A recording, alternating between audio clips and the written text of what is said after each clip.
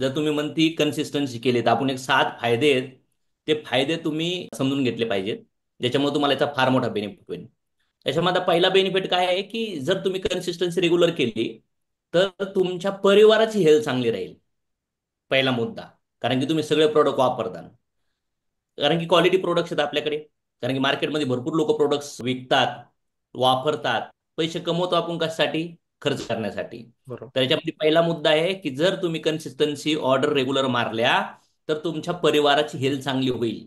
आणि जर चुकून तुम्ही प्रोडक्ट खाणं बंद केलं तर पुन्हा तुम्ही ज्या गोष्टीमुळे तुमची हेल्थ साफ होतीये त्याच हॅबिट्समुळे पुन्हा हेल्थ डॅमेज होऊ शकते. सो गुड हेल्थसाठी आपण रेग्युलर कन्सिस्टन्सी ऑर्डर प्लेस केली पाहिजे. त्यानंतर तुमचा प्रोडक्ट ट्रस्ट रेग्युलर यूज होईल. आपल्या प्रोडक्ट्स जेव्हा मार्केटमध्ये तुम्हाला समजवायचे, विश्वास द्यायचा आहे, कुणाचा डाऊट आला, कुणाची निगेटिव्हिटी आली तर तुम्ही कॉन्फिडंटली सांगू शकतात की खरंच माझे प्रोडक्ट सुंदर आहेत. हा दुसरा बेनिफिट आहे कन्सिस्टन्सी ऑर्डर प्लेस करण्याचा. जे रेग्युलर प्रोडक्ट वापरत नाही, जे रेग्युलर ऑर्डर टाकत नाही, त्यांना ट्रस्ट येणार नाही, त्यांच्या तोंडातून ते शब्द येणार नाहीत, राईट आणि सर. मग बिझनेस पाहिजे तसा मोमेंटम नाही होणार. राईट.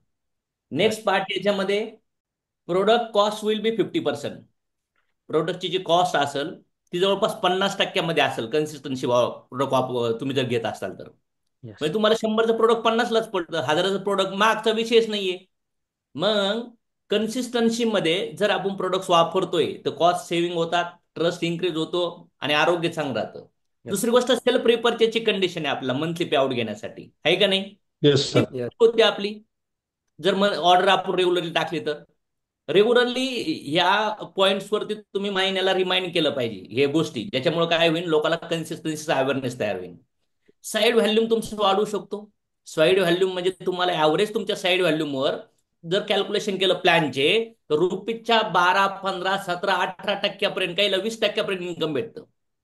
म्हणजे 1000वरती 200 रुपये आणि 20,000वरती जवळपास 2,000 चेक निघू शकतो, फक्त कशावरती?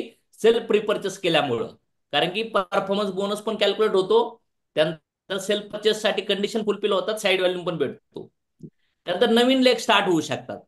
कारण की तुम्ही जर कन्सिस्टन्सी ऑर्डर मारतात तर कुणाला पण तुम्ही हे बेनिफिट सांगून नवीन व्यक्तीला, ज्याला बिझनेस माहित नाही, बिझनेस करत नाहीये, अशा व्यक्तीला पण हे बेनिफिट समजून त्याला कन्सिस्टन्सी ऑर्डरचे बेनिफिट तुम्ही समजून त्याला कन्सिस्टन्सी मारून घेऊ शकतात. And yes. Stable and passive income. मागचे 5 वर्ष झाले माझा चेक हालतच नाहीये, एका लेवलला सेट आहे.